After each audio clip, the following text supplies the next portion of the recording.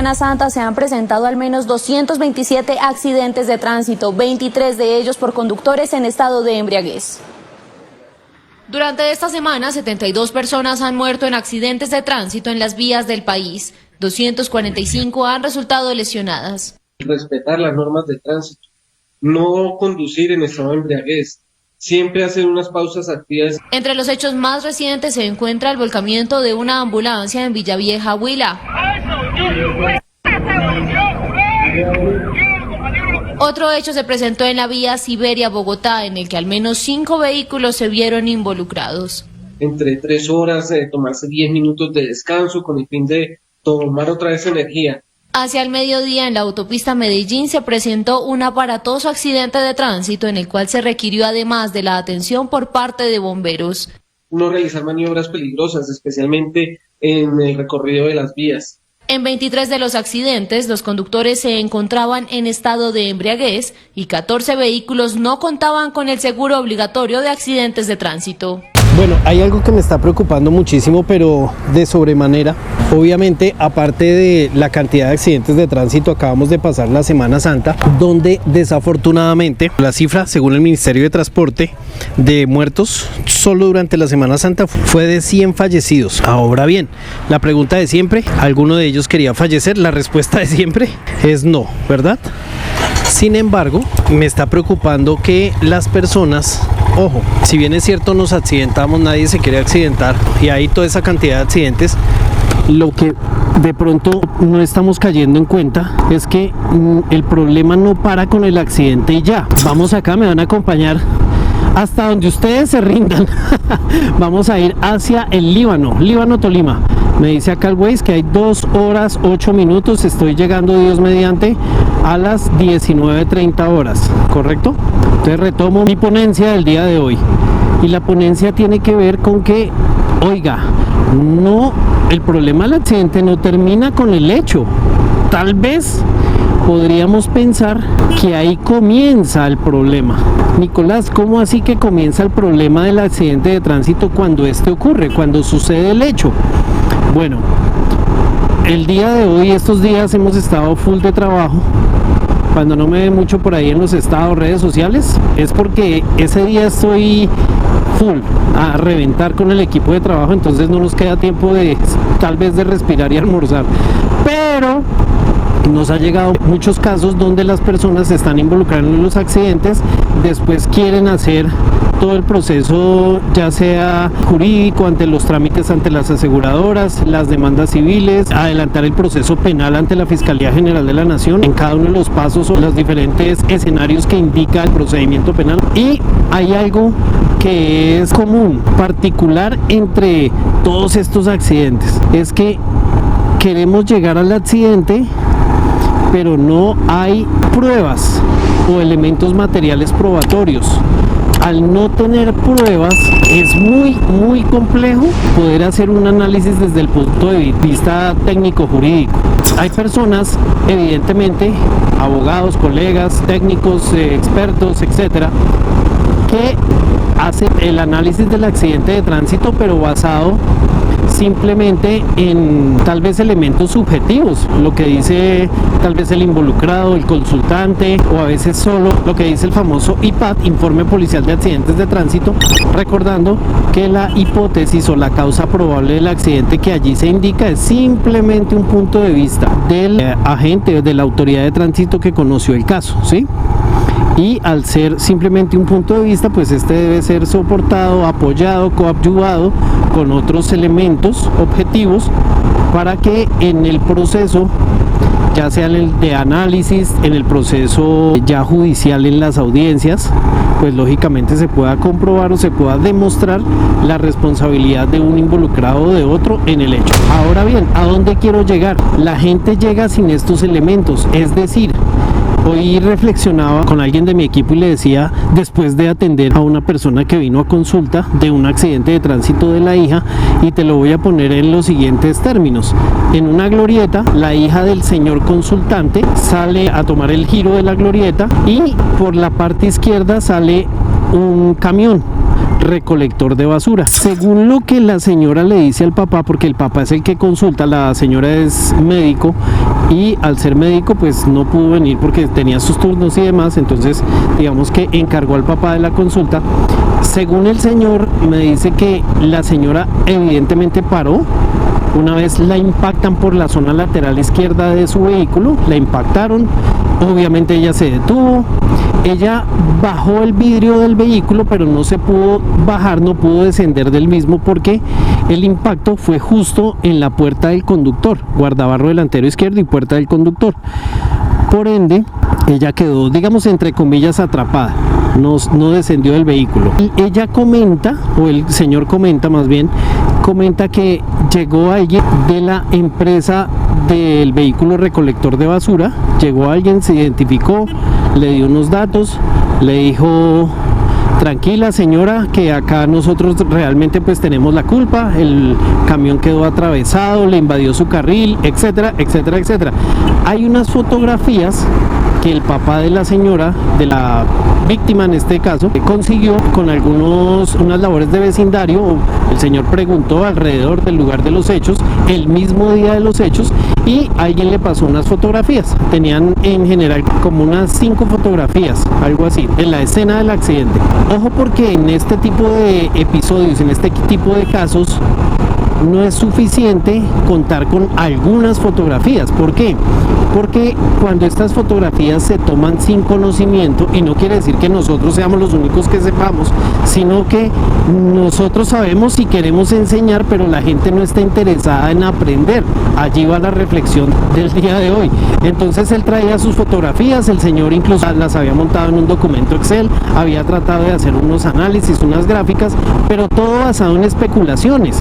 Y allí es un tema importante, porque cuando hablamos de temas probatorios en derecho, tiene que haber evidencia objetiva que sea analizada por un perito experto, para que a través de dicho análisis se emitan unas conclusiones, y estas conclusiones consignadas en una pericia pues es la que va a ser valer ante la compañía de seguros, ante el juez civil, ante el juez penal en la investigación del accidente, etcétera. Ahora bien, el señor pues muy emocionado, pues porque traía sus fotografías. Yo con todo respeto obviamente le dije, bueno, que a pesar de que sí traía unas fotografías, pues lo primero es que no estaban bien tomadas, no se veía de dónde habían salido los vehículos, no se veía tal vez qué señalización había en el piso, porque eso ocurrió casi a las 7 de la noche, 19 horas, entonces no era muy claro, a pesar de que sí habían fotografías. Seguido a ello, le pregunté al señor qué valor ascendían los arreglos del vehículo, en el entendido que este accidente, que este hecho, no trascendió ni a lesionados ni a un accidente con fallecidos, fue un accidente, solo daños. Entonces le pregunté cuánto era el valor de esos daños para la reparación del vehículo. Me dijo que ya habían llevado el vehículo al concesionario y que costaba, según el peritaje que le habían hecho y según la cotización, 10 millones de pesos. Ahora bien, entonces encontramos ahí razón pues del por qué quieran reclamar. Cuando a mí, digamos que vienen a consulta y es un accidente que cuesta la reparación a través de una factura de concesionario 500.000 pesos, 800.000 pesos, 1.000.000 de pesos, tal vez 1.5 millones, tal vez 2, definitivamente la asesoría es mirar cómo o de qué manera tenemos que invertir como parte la menor cantidad de recursos para lograr obtener un resultado jurídico. En este caso lo que le interesa a estas personas pues no es otra cosa que le arreglen su carro y que lo dejen como estaba en la medida de lo posible. Pero en esos casos normalmente primero nosotros nos llevamos el caso y segundo le decimos a la persona tratemos de hacer a través de una llamada extrajudicialmente cómo podemos reclamar o cómo nos pueden indemnizar, así sea en una pequeña parte, porque es bien difícil sin tener evidencia, sin tener algún soporte técnico, poder llevar a cabo, y aún así lo hubiere, llevar a cabo todo un procedimiento bajo el criterio civil. Si hay que invertirle recursos al proceso y lo que se le va a invertir va a ser más de lo que vale el daño. Entonces, de acuerdo por ese lado. Ahora, En este caso que costaba 10 millones de pesos y que no teníamos muy clara ni la responsabilidad del señor del camión ni la responsabilidad de la señora, entonces el señor consultante decía, pero es que ahí hay una cámara de la policía, de esas de domo. Entonces yo le dije, sí, puede existir la cámara, sin embargo es importante que tú y yo sepamos hoy, analicemos, tengamos en cuenta que estas cámaras primero son administradas por la Policía Nacional en los centros automáticos de despacho casi en todo el país, porque en ocasiones son administradas, vigiladas por algunas concesiones, por invías, en algunos tramos, etcétera. Entonces, cuando se hace la solicitud de estos videos o de estas videograbaciones, debemos tener en cuenta, tú y yo, que estas grabaciones quedan ahí por cierto tiempo. Es decir, que allí se graba en bucle. ¿Qué significa bucle? Lo que significa es, te voy a dar el siguiente ejemplo para tener claro ese concepto. Imagínate que yo arranco a grabar acá en mi cámara frontal o en la cámara del casco. Y esa memoria, pensemos como ejemplo, es de 16 gigabytes de capacidad. Entonces los videos se empiezan a grabar porque esas cámaras de videovigilancia pues lógicamente están grabando continuamente, ¿no? Entonces vamos a pensar que empezamos a grabar. Estando grabando estas cámaras, por el peso de los videos, estas cámaras van a llenar y a saturar el instrumento de almacenamiento, que en este caso para nuestro ejemplo básico pues es la memoria micro SD, ¿correcto?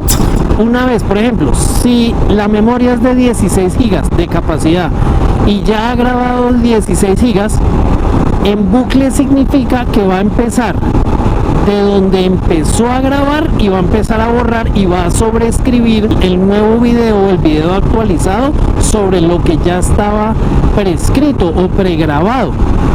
Un ejemplo, pensemos que vamos a grabar 24 horas de video continuo, pero la memoria de 16 gigas, esto es solo un ejemplo, nos da la capacidad para grabar 16 horas. Entonces yo arranco en el minuto 0000, arranca a grabar. La capacidad de la cámara, o más bien de la memoria, es grabar 16 horas. Cuando lleguemos a la hora 16:01 minutos, él empieza a borrar lo que empezó a grabar en la hora o en el tiempo 0001. ¿A qué conclusión debemos llegar? Pues la conclusión es muy sencilla. La conclusión lo que indica es que evidentemente hay un tiempo para solicitar esos videos. Este accidente en particular fue el 1 de marzo y hoy estamos a 10 de marzo, si no estoy mal. Estamos a 10 de marzo, correcto. Ya pasaron 10 días donde es posible el mismo sistema ya haya grabado encima y haya borrado el video que nos interesa, ¿no? El del 1 de marzo a las 19 horas en promedio.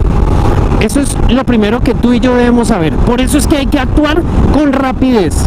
Segundo problema. El problema tiene que ver con que al ser administrados estos sistemas de grabación por la policía, cuando se hace la petición, en muchos casos me han contestado, haciendo la petición como apoderado de parte, me han contestado diciéndome que solamente le entregan los videos por solicitud de la Fiscalía General de la Nación. Entonces ahí hemos tenido pues incluso que tutelar y al final nos han entregado los videos, pero pasa más tiempo. Es decir, que cuando el juez de tutela obliga a través del fallo a que me entreguen los videos, porque digamos que nos hemos constituido en parte o etcétera, etcétera, etcétera dentro del proceso, ya cuando van a revisar, el técnico revisa, pues ya el video se ha sobrescrito, o sea que ahí hay otro problema, ¿de acuerdo? Tercer problema, que fue el que se le presentó a este ciudadano. Él dice que los pidió, los solicitó, le contestaron lo que yo ya sé que normalmente contestan, que es que no se los entregan porque no es una autoridad competente. Sin embargo, le dicen que solo se los van a entregar a la Fiscalía General de la Nación. Pero atención, este es un caso donde la Fiscalía General de la Nación no tiene competencia. ¿Por qué no es competente? Porque es un accidente de tránsito, solo daños, no hay lesionados y no hay fallecidos. Entonces ahí se queda como en ese limbo, pues se lo entregan solo a la Fiscalía, pero la Fiscalía no es competente. Bueno, entonces tenemos que solicitarlos, nuevamente hacer la tutela, etcétera, etcétera, etcétera. Ojo, importante, estas cámaras normalmente son de domo. ¿Qué significa el domo? que se confunde con una cámara de grabación 360. ¿Qué es una cámara 360? Ojo con esta cámara.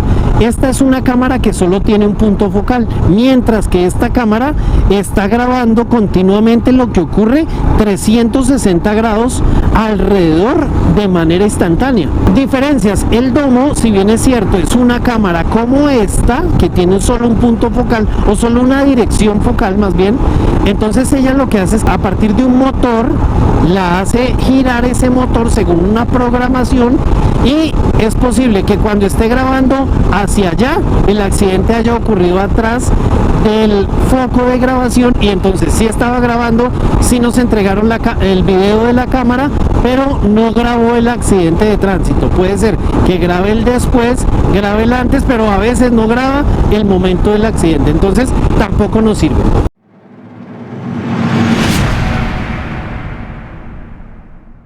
Nicolás, entonces, ¿qué hay que hacer?